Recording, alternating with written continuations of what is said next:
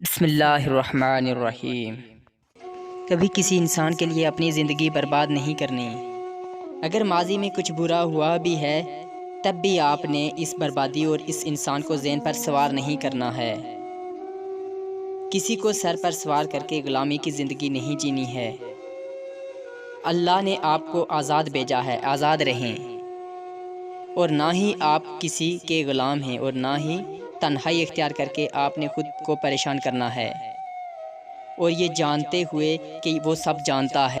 जब हम अल्लाह ताला को पुकारते हैं तो अल्लाह ताला ज़रूर जवाब देते हैं। अल्लाह की मदद ऐसे तरीक़ों और इतने खूबसूरत अंदाज से हम तक आती है कि अगर हम गौर करें तो हैरान रह जाएंगे। अगर सजदे में की तौफीक मिल रही है तो इस बात को मामूली ना समझें, क्योंकि सजदे में आपका सर ऐसे ही नहीं चला जाता, बल्कि अल्लाह की तरफ से ख़ास कबूलियत होती है, और ये तौफीक सिर्फ़ इनको ही मिलती है।